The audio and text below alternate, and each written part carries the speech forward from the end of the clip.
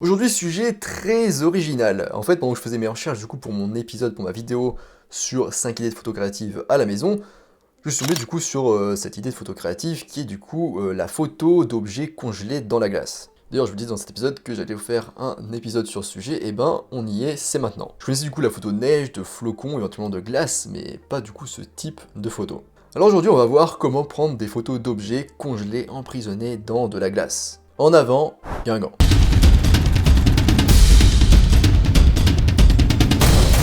Alors le matériel. Alors au niveau du boîtier, en fait, un petit peu peu importe, ce que vous avez, c'est ok. Au niveau de l'objectif, donc de préférence, un objectif macro, c'est mieux pour capturer les détails.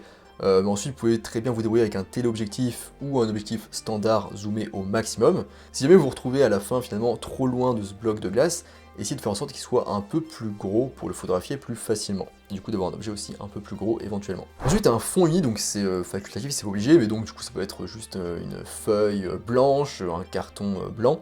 Donc ça permet de faire ressortir les couleurs de votre objet. Si vous n'avez rien de tout ça, vous pouvez tout simplement photographier avec votre mur blanc derrière par exemple, ça peut très bien fonctionner. En tout cas, essayez de photographier avec quelque chose d'uni derrière votre bloc de glace. Ensuite, de la lumière, donc ça c'est obligatoire, elle peut être naturelle, ça peut être celle d'un flash ou d'une lampe, mais je vais revenir plus en détail après. Après évidemment, vous avez besoin d'un sujet, donc d'un objet à congeler, donc à mettre dans de la glace. J'en parle aussi un peu plus en détail après. Après un trépied, donc c'est facultatif, mais ça sera beaucoup plus confortable, notamment si vous faites des temps de pause assez longs. Et aussi tout simplement pour pas avoir à gérer, à tenir votre appareil photo en même temps que vous faites vos petits essais. Donc c'est beaucoup plus confortable et plus pratique quand on fait ce type de photo parce que vous allez sans doute bouger un petit peu le bloc de glace, etc. etc. Donc le mieux c'est d'avoir l'appareil photo fixe sur un trépied, c'est très bien. Mais c'est pas obligatoire. Ensuite pour les réglages. Donc au niveau du mode de prise de vue, on va se mettre en priorité à l'ouverture. Vous aurez juste à choisir l'ouverture et l'appareil photo réglera pour vous tout seul comme un grand le temps de pause. L'ouverture, essayez de vous mettre entre F11 et F16 pour avoir un maximum de profondeur de champ et de détail. ISO au minimum au début, vous allez augmenter si besoin. Notamment si vous tenez votre appareil photo à la main, il ne faudra pas avoir peur d'un petit peu d'augmenter vos ISO pour diminuer le temps de pause et pas avoir de flou de bouger. Au niveau du temps de pause, laissez faire l'appareil photo tout seul. Au niveau de la mesure d'exposition, si vous avez un mode spot, c'est le moment de l'utiliser pour notamment viser l'objet pour que l'exposition se fasse par rapport à l'objet et que l'exposition se fasse pas par rapport à la glace. Si malgré cette technique, votre photo paraît très grise, donc votre glace paraît grise, dans ce cas vous allez augmenter l'exposition, donc avec la compensation d'exposition de +1 ou de stop, c'est comme avec la photo neige. Au niveau de la balance des blancs, donc le mieux c'est vous mettre en RAW pour pouvoir après modifier confortablement depuis votre ordinateur en post-traitement. Sinon si vous voulez absolument sélectionner un pré-réglage, dans ce cas automatique devrait bien fonctionner. Éventuellement le réglage lumière du jour si vous êtes en lumière naturelle, ou le réglage tungstène ou incandescent si vous êtes en lumière artificielle. La mise au point elle sera très probablement manuelle. En général on obtient de meilleurs résultats en faisant la mise au point sur l'avant du bloc de glace. Donc si vous mettez en mode live view, donc le viseur apparaît sur votre écran LCD, vous pourrez voir un petit peu quel est le rendu déjà de votre photo. Si vous avez aussi bien fait la mise au point, si ce qui est net c'est bien ce que vous voulez qu'il soit net. Donc voilà, mettez-vous en mode live view bien tranquillement pour voir sur votre écran LCD un petit peu à quoi ressemble la photo. Ensuite, sélectionnez un sujet. Oui, parce que comme son nom l'indique, il va nous falloir quelque chose à congeler. Cet objet doit être suffisamment petit pour entrer dans votre boîte qui doit être rentrée dans votre congélateur. Il est préférable que l'objet soit solide, parce qu'il doit survivre à la congélation, tout le processus, et à la séance photo aussi d'ailleurs. Et évitez de choisir un objet auquel vous tenez réellement. Et l'objet doit quand même aussi être assez intéressant à prendre en photo. Si vous n'avez pas d'idée, en voici quelques-unes. Vous pouvez prendre notamment de la nourriture, donc par exemple fouiller un petit peu dans votre congélateur et regarder ce qu'il y a. Ce qui fonctionne notamment bien, c'est les poissons. Ensuite, l'argent, donc des billets ou des pièces de monnaie. Évitez quand même au cas où de prendre des trop gros billets ou des pièces de collection. Enfin, vous faites comme vous voulez, mais on sait jamais. Ensuite, on a les objets métalliques. La façon dont la glace gèle autour du métal, et notamment des objets métalliques comme les vis, est très intéressant à photographier. Ça peut créer de superbes motifs dans la glace. Ensuite, on a les faire pour une petite touche poétique et chaleureuse dans cette étreinte glacée. Après, d'autres idées un petit peu en vrac, ça peut être des feuilles, des plumes, des jouets ou des billes. Alors, comment congeler l'objet? Alors, je préviens, ce processus il prend plusieurs jours, donc si vous voulez faire cette séance photo le week-end, prévoyez de commencer le processus en début de semaine. Donc le but de tout ça, c'est que l'objet soit placé au milieu du bloc de glace. Il vous faudra une boîte, alors un Tupperware par exemple, en plastique un petit peu mou, pourquoi pas, ce sera plus facile pour démouler après.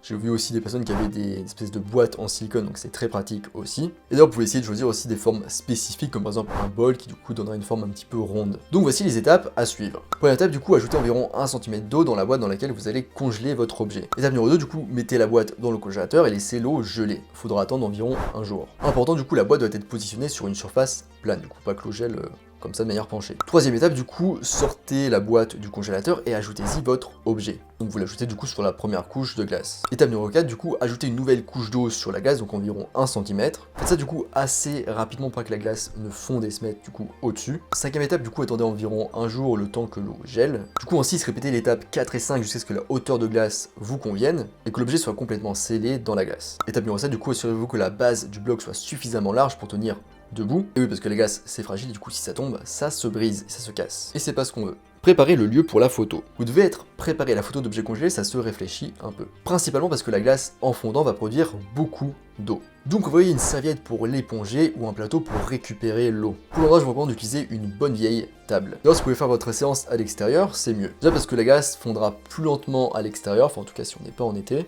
Et puis si vous foutez un petit peu de la flotte partout, c'est mieux que ce soit dehors que dedans. La lumière naturelle est également une autre bonne raison pour photographier en extérieur. Placez le bloc de glace de manière à ce que la lumière le traverse donc depuis l'arrière et mette en valeur du coup votre objet. Si vous ne pouvez photographier qu'en intérieur, dans ce cas assurez-vous qu'il y a une forte lumière qui vient d'une fenêtre du coup depuis l'arrière. Ou du coup assez d'espace derrière votre bloc pour placer du coup vos propres éclairages. Sculptez votre bloc de glace. Aujourd'hui, vous êtes non seulement photographe, mais aussi sculpteur. Décidément, vous êtes un artiste aux multiples facettes. Et vous allez devoir tailler votre propre bloc de glace. Étape numéro 1, du coup, placez la boîte dans l'évier, du coup, face contre terre, donc la partie glacée sur le fond de l'évier. Ensuite, en 2, faites couler de l'eau dessus jusqu'à ce que le bloc tombe. Si du coup votre boîte elle est un petit peu molle, vous pouvez éventuellement pousser un petit peu sur l'arrière de la boîte pour que le bloc de glace tombe un peu plus vite. Étape numéro 3, vous avez maintenant un bloc de glace rectangulaire, enfin du moins qui a la forme du contenant dans lequel vous avez congelé votre objet. La texture de la glace sera belle, mais pas forcément sa forme. Pour créer des formes avec de la glace, vous devez la faire fondre. Et pour ça, sculpteur photographe, vous avez plusieurs options. Par exemple, le sèche-cheveux, donc vous allez faire fondre ici la glace avec de l'air chaud. Le processus est assez lent, pas forcément précis, et vous devez faire attention lorsque vous manipulez de l'eau et de l'électricité pour ne pas finir comme notre très cher Claude François. Ça peut être aussi un objet métallique chauffé. Vous allez du coup chauffer un objet métallique et le placer à l'endroit où vous voulez que la glace fonde. Donc là, c'est un peu plus précis déjà comme méthode. Mais aussi, faites attention à ne pas vous brûler, donc utilisez par exemple vos maniques. Ensuite, on a l'eau du robinet qui fera fondre la glace assez rapidement, surtout si vous utilisez de l'eau chaude.